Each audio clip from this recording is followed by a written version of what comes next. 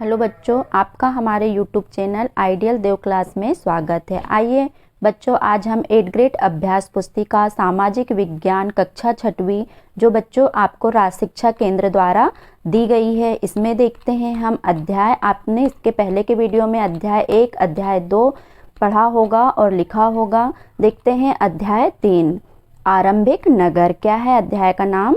आरंभिक नगर। ठीक है बच्चों, बढ़ते हैं प्रश्न क्रमांक पहले की तरफ। प्रश्न क्रमांक पहला है, मोहनजोदड़ो के महान स्नानागार की कोई 2 विशेषताएं लिखिए। मतलब स्नानागार मतलब नहाने का स्थान। मोहनजोदड़ो एक प्रकार का एक शहर था। वो कहाँ था? पाकिस्तान में था, है ना। तो इसकी खोज किसने की थी? राखलदास बनर्जी ने। ये एक प्रसिद्ध इतिहासकार थे। कब की थी इसकी खोज? 1922 में। ठीक है बच्चों, इसका उत्तर देखते हैं। मोहनजोदड़ो के महान स्नानागार की विशेषताएं। पहली विशेषता क्या थी? महान स्नानागार को बनाने के लिए ईंट और प्लास्टर का इस्तेमाल किया गया था।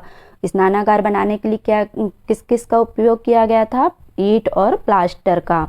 दूसरी विशेषता देखते हैं। स्नानागार में पानी रिसाव मतलब बहना। रिसाव को रोकने के लिए प्लास्टर के ऊपर चारकोल की परत चढ़ाई गई थी। और आपको पता होगा बच्चों, मोहनजोदड़ो की मुख्य फसल कौन सी थी? गेहूं। जो इनको खुदाई के समय पता चला कि ये पशुपालक भी थे। ठीक है बच्चों, आपका यहाँ प्रश्न क्रमांक पहला कंप्लीट होता है। बढ़ते हैं प्रश्न क्रमांक 2 की तरफ। हड़प्पा के नगरों से पुरातत्वविदों को कौन कौन सी चीज़ें प्राप्त हुई?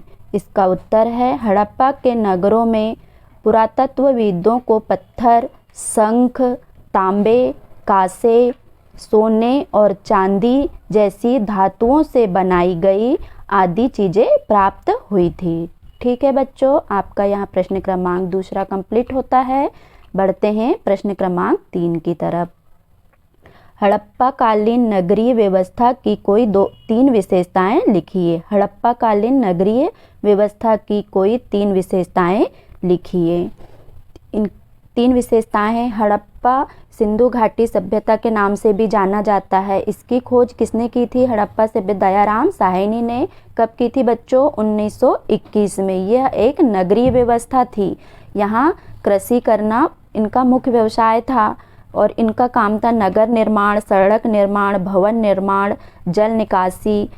मतलब इनकी प्रमुख इनका व्यवसाय था ये। इनकी लिपि चित्रात्मक थी जो दाईं ओर से बाईं ओर लिखी जाती थी। और इनके प्रमुख इनका शौक था, या इनका शौक क्या था? जानवर पालना। तो ये प्रमुख जानवर इनमें भेड़ पालना बहुत पसंद करते थे। ठीक है, इनकी विशेषताएं देखते हैं बच्चों। नगरों का निर्माण योजनाबद्ध ढंग से करते थे। वो एक योजना बनाते थे कि हमको कैसा करना है। योजनाबद्ध ढंग से पश्चिम व पूर्वी भागों में विभाजित करके किया गया। दूसरी विशेषता है, सड़कें चौड़ी एवं समकोण पर अवस्थित। तीसरी विशेषता है, जल निकास व्यवस्था तत्कालीन विश्व में सर्वश्रेष्ठ है। ठीक है बच्चों, यहाँ आपका प्रश्न क्रमांक 3 कंप्लीट होता है। बढ़ते हैं प्रश्न क्रमांक 4 की तरफ। हड़प्पा कालीन नगरीय जीवन का संक्षेप में वर्णन कीजिए। अगर आपको इसका और अधिक डिटेल चाहिए बच्चों, तो आप अपनी इतिहास की पुस्तक के पृष्ठ क्रमांक 27 में इसका उत्तर खोज सकते हैं और अच्छे से लिख सकते हैं। ठीक है बच्चों, देखते हैं इसका उत्तर। हड़प्पा के नगरों में बड़ी हलचल रहा करती थी। यहाँ पर ऐसे लोग रहते थे जो नगर की खास इमारतें बनाने की योजना में जुटे रहते थे। यहाँ पर ऐसे भी लोग रहते थे जो खास इमारतें बनाने के बारे में सोचते रहते थे। ये संभवतः यहाँ के शासक थे। हड़प्पा काल में जल निकासी व्यवस्था बहुत व्यवस्थित थी। ठीक है, यहाँ आपका प्रश्न क्रमांक 4 कंप्लीट होता है। बढ़ते हैं प्रश्न क्रमांक 5 की तरफ। प्रश्न क्रमांक 5 है बच्चों, कच्चा माल किसे कहते हैं? कोई 2 उदाहरण लिखिए। इसका उत्तर देखते हैं। कच्चा माल कच्चा माल उन पदार्थों को कहते हैं जो या तो प्राकृतिक रूप से मिलते हैं या फिर किसान या पशुपालक उनका उत्पादन करते हैं, जैसे लकड़ी या धातुओं के अयस्क प्राकृतिक रूप से उपलब्ध कच्चे माल हैं। इनसे फिर कई तरह की चीज़ें बनाई जाती हैं। ठीक है बच्चों, जैसे अपन एक उदाहरण लेते हैं, कपास भी एक कच्चा माल होता है। मतलब उसको हम बगीचे में लगाते हैं, फिर तोड़ते हैं, फिर उसका मतलब हम उसकी मशीनों द्वारा मतलब उसको साफ करते हैं, फिर उससे हम क्या बनाते हैं, कपड़े बुनाई करके उसका कपड़ा तैयार करते हैं। ठीक है बच्चों, आपका मतलब कपास भी एक कच्चा माल में आता है। ठीक है बच्चों, आपका यहाँ प्रश्न क्रमांक 5 कंप्लीट होता है। बढ़ते हैं प्रश्न क्रमांक 6 की तरफ। हड़प्पा सभ्यता के लोग कौन कौन से खनिज धातु से परिचित थे? उनका आयात वे किन प्रदेशों से करते थे? आयात मतलब लाना और निर्यात मतलब भेजना। तो देखते हैं वो मतलब क्या क्या चीज़ कौन से प्रदेश से लेके आते थे। तो उत्तर है, हड़प्पा सभ्यता के लोग तांबे, टीन, कांसे और सोने की धातु से परिचित थे। उनको पता था ये धातुएं हैं करके, तांबा, टीन, कांसा और सोना। ठीक है, इन धातुओं से वो परिचित थे। उनका आयात गुजरात से होता था, ईरान से होता था और अफगानिस्तान से किया करते थे। ठीक है बच्चों, यहाँ आपका प्रश्न क्रमांक 6 कंप्लीट होता है। बढ़ते हैं प्रश्न क्रमांक 7 की तरफ। देखते हैं बच्चों प्रश्न क्रमांक 7 क्या है। आरंभिक नगर के लोग भोजन में कौन कौन सी चीज़ों का उपयोग करते थे? मतलब क्या पूछ रहा है, आरंभिक नगर के लोग भोजन में कौन कौन सी चीज़ों का उपयोग करते थे? तो इसका उत्तर देखते हैं बच्चों। आरंभिक नगर के लोग भोजन में गेहूँ, जौ, दालें, मटर, धान, तेल और सरसों का उपयोग करते थे। आरंभिक नगर के लोग अनाज उगाते थे और जानवर भी पालते थे। वहाँ के लोग क्या करते थे, अनाज भी उगाना पसंद करते थे और जानवरों को पालना भी पसंद करते थे। ठीक है बच्चों, यहाँ आपका प्रश्न क्रमांक 7 कंप्लीट होता है। बढ़ते हैं प्रश्न क्रमांक 8 की तरफ। प्रश्न क्रमांक 8 है, हड़प्पा सभ्यता की कृषि एवं पशुपालन के बारे में प्राप्त जानकारी का वर्णन कीजिए। इसका उत्तर देखते हैं बच्चों। हड़प्पा सभ्यता के किसान अपनी आवश्यकता से अधिक अनाज का उत्पादन करते थे। मतलब उनको जितनी ज़रूरत थी उससे वो अधिक उगाना या मतलब उत्पादन करना पसंद करते थे। इसलिए नगर में अनाज के भंडार के लिए अन्नागार मतलब अनाज का भंडार रखने के लिए कुछ व्यवस्थाएं भी तो करना पड़ेगा, क्या नहीं? तो अनाज के भंडार के लिए अन्नागार बनाए गए थे, जहां खाद्य पदार्थ को सुरक्षित रखा जाता था, खराब ना हो करके उनको सुरक्षित तो रखना पड़ेगा। सुरक्षित रखा जाता था। कृषि के साथ साथ पशुपालन भी बहुतायत में किया जाता था। मतलब पशुपालन भी बहुत बड़े उसमें किया जाता था। बैल, गाय, भैंस, भेड़, बकरी, सूअर, कुत्ते और हिरन आदि पशु को पाला जाता था। ठीक है बच्चों, आपका यहाँ प्रश्न क्रमांक 8 कंप्लीट होता है। बढ़ते हैं प्रश्न क्रमांक 9 की तरफ।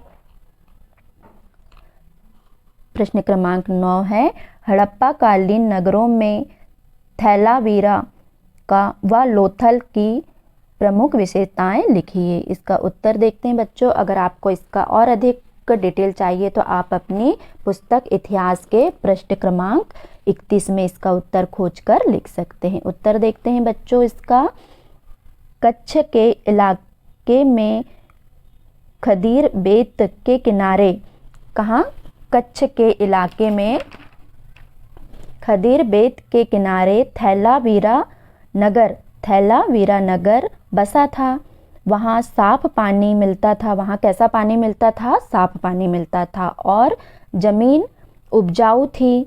साबरमती की एक उपनदी के किनारे, साबरमती मतलब लोथल एक प्रकार का क्या है, बंदरगाह है ना। साबरमती नदी कहाँ, मतलब गुजरात की प्रमुख नदी है और ये अहमदाबाद और गांधीनगर जैसे प्रमुख 2 नगर बसे हुए हैं इसके पास में। ठीक है बच्चों, देखते हैं फिर आगे मतलब यहाँ पर क्या मिलता था, साफ पानी मिलता था और ज़मीन उपजाऊ थी। साबरमती की एक उपनदी के किनारे बसा लोथल नगर बसा हुआ था। उपनदी के किनारे क्या बसा था, लोथल नगर बसा था, जहाँ कीमती पत्थर जैसा कच्चा माल आसानी से मिल जाता था। यहाँ पर कीमती पत्थर आसानी से मिल जाता था। ठीक है बच्चों, यहाँ आपका प्रश्न क्रमांक 9 कंप्लीट होता है। बढ़ते हैं प्रश्न क्रमांक 10 की तरफ। देखते हैं प्रश्न क्रमांक 10 क्या है। दिए गए रेखा मानचित्र में निम्नांकित को दर्शाइए। मतलब यहाँ आपको ये शब्द दिए हुए हैं, इनको हमको यहाँ नक्शे में दर्शाना है। देखते हैं कौन कौन से शब्द हैं।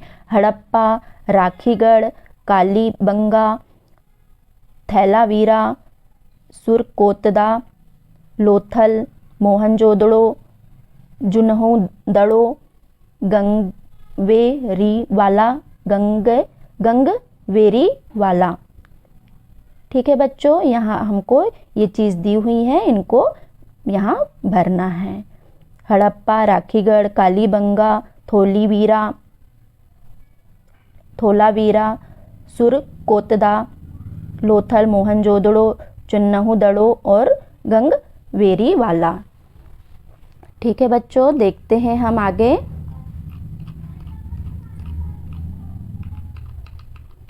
क्या पूछा है पहला हमसे, हड़प्पा ये दिया हुआ है। हड़प्पा कहाँ, पाकिस्तान साइड आएगा, यहाँ पाकिस्तान है ना। यहाँ पर अफगानिस्तान आ जाएगा आपका, यहाँ पाकिस्तान है। तो हड़प्पा कहाँ बसा हुआ है, पाकिस्तान में।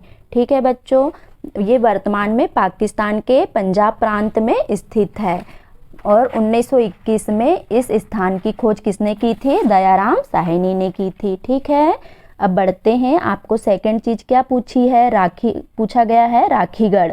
देखते हैं बच्चों, राखीगढ़ कहाँ है, ये है राखीगढ़। यहाँ इधर जम्मू कश्मीर आ जाएगा, है ना। यहाँ पंजाब, ये क्या है, राखीगढ़। इधर से नेपाल वगैरह है, ये राखीगढ़ है बच्चों। तो राखीगढ़ मतलब हड़प्पा सभ्यता का महत्वपूर्ण स्थल है। ये एक हड़प्पा सभ्यता है ना, उसका महत्वपूर्ण स्थल है। तो ये हरियाणा राज्य में आता है। ये कहाँ आता है, हरियाणा राज्य में। ठीक है बच्चों, यहाँ पर हिमाचल प्रदेश आ जाएगा। ठीक है, यहाँ पंजाब आ जाएगा, यहाँ हरियाणा और इसके नीचे यहाँ कहीं दिल्ली है। ठीक है बच्चों, अब बढ़ते हैं। क्या पूछा है आपसे, कालीबंगा। क्या पूछा है, कालीबंगा। तो ये देखिए कालीबंगा, तो कालीबंगा राजस्थान के हनुमानगढ़ जिले में स्थित है। ये राजस्थान के क्या है, हनुमानगढ़ जिले में स्थित है। तो राजस्थान यहाँ पर है, तो यहीं कहीं इसका ये राज्य है। ठीक है बच्चों, और यहाँ पर इसकी एक और विशेषता है, जुते हुए खेत के साथ यहाँ मतलब साक्ष्य मिले हैं। ठीक है बच्चों, अब आपसे आगे देखते हैं क्या पूछा गया है आपसे। अब पूछा गया है आपसे थैलावीरा। ये देखिए थैलावीरा पूछा गया है आपसे। तो ये कहाँ आएगा थैलावीरा, ये देखो यहाँ गुजरात है ना, यहाँ गुजरात है, उसके आगे यहाँ थैलावीरा है। तो थैलावीरा गुजरात राज्य में स्थित है। थैलावीरा गुजरात राज्य में स्थित है। यहाँ की जल प्रबंधन प्रणाली क्या है, प्रसिद्ध है। ठीक है, अब देखते हैं आपसे आगे क्या पूछा गया है। सुतकागेडोर और क्या, सुतकोतदा। ठीक है, तो ये इसमें बहुत कंफ्यूज होते हैं सभी लोग, तो हम इसके बारे में जान लेते हैं। सुतकागेडोर के बारे में, ये पाकिस्तान के बलूचिस्तान प्रांत में है। ये पाकिस्तान है ना इधर, तो इसके बलूचिस्तान प्रांत में स्थित है। हड़प्पा सभ्यता के समय यहाँ प्रसिद्ध बंदरगाह था। ठीक है, और ये सुतकोतदा ये कहाँ आएगा, भारत में आएगा। ठीक है, अब देखते हैं आपसे आगे क्या पूछा है। लोथल, ये तो आपको पता है एक प्रमुख बंदरगाह है ना। तो ये कहाँ है, गुजरात राज्य में स्थित है। हड़प्पा समय का ये विश्व प्रसिद्ध बंदरगाह है। ठीक है बच्चों, अब देखते हैं आपसे क्या पूछा है। मोहनजोदड़ो, तो ये है मोहनजोदड़ो, दिखाई दिया आपको मोहनजोदड़ो। तो मोहनजोदड़ो पाकिस्तान के सिंध प्रांत में स्थित है। ये पाकिस्तान है ना, यहाँ से यहाँ पाकिस्तान के सिंध प्रांत में स्थित है। ठीक है, यह हड़प्पा सभ्यता के विकसित शहरों में से एक है। और मोहनजोदड़ो का अर्थ क्या होता है? मृतकों का टीला। ठीक है बच्चों, बढ़ते हैं आगे। क्या पूछा है आपसे, देखते हैं आगे। आपसे पूछा है चुनहु दड़ो, ये देखिए ये दिया हुआ है। तो पाकिस्तान के सिंध प्रांत में मोहनजोदड़ो के पास में ही स्थित है। ये मोहनजोदड़ो के पास में स्थित है ना, ये देखो पाकिस्तान प्रांत में ही आएगा ये। यह एक प्रसिद्ध हड़प्पाई औद्योगिक केंद्र है, मतलब हाथ से बनाई चीज़ों का औद्योगिक केंद्र है। ठीक है बच्चों, देखते हैं अब आगे क्या पूछा है आपसे। आपसे पूछा है गंगवेरी वाला। ठीक है, ये देखिए गंगवेरी वाला, तो ये भी वर्तमान में कहाँ स्थित है? पाकिस्तान के पंजाब प्रांत में स्थित है, ये पाकिस्तान के पंजाब प्रांत में। ठीक है, अब आपसे पूछते हैं, सॉरी आप देखिए अब आपसे क्या पूछा गया है आखिरी में। सुतकोददा क्या है ये? सुतकोददा। आपको पढ़ने में दिक्कत हो रही होगी, पढ़ लीजिए सुतकोददा। ठीक है, देखते हैं इसमें क्या है इसकी विशेषता। गुजरात राज्य में स्थित है। ये कहाँ है? गुजरात राज्य में ही आएगा। समुद्री व्यापार में हड़प्पाई कला में महत्वपूर्ण भूमिका अदा की है इसने। ठीक है बच्चों, आपको यहाँ पर मानचित्र पूरा समझ में आया होगा। देखते हैं आपको, और हम जल्दी से आपकी और इसकी डिटेल मतलब अच्छे से जानकारी बता देते हैं। देखते हैं आगे इसकी जानकारी।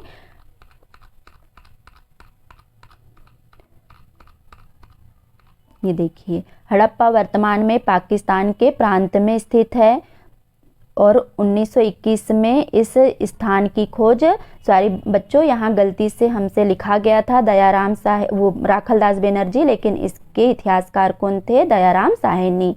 इसकी स्थान की खोज किसने की थी? दयाराम साहनी ने। ठीक है बच्चों, देखते हैं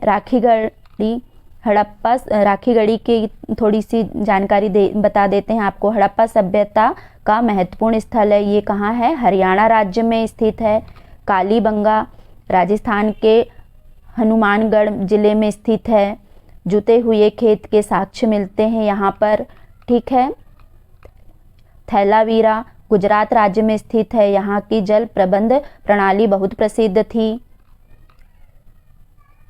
अब देखते हैं सुतकागेडोर पाकिस्तान के बलूचिस्तान प्रांत में स्थित है। हड़प्पा सभ्यता के समय यहाँ प्रसिद्ध बंदरगाह था।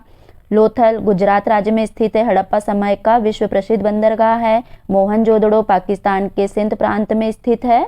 यह हड़प्पा सभ्यता के विकसित शहरों में से एक है। चुनहु दड़ो पाकिस्तान के सिंध प्रांत में मोहनजोदड़ो के पास में स्थित है। यह एक प्रसिद्ध हड़प्पाई औद्योगिक केंद्र है। हड़थाई है वो। गंगवेरी वाला वर्तमान में पाकिस्तान के पंजाब प्रांत में स्थित है। सुतकोददा गुजरात राज्य में स्थित है। समुद्री व्यापार में हड़थाई कला में यह महत्वपूर्ण भूमिका अदा करता है। ठीक है बच्चों, आपका यहाँ वीडियो समाप्त होता है। अगर आपको हमारा ये वीडियो पसंद आया हो तो इसे लाइक कीजिए, शेयर कीजिए और सब्सक्राइब करना ना भूलिए। मिलते हैं बच्चों आपको अगले अध्याय में अगले वीडियो के साथ। ठीक है।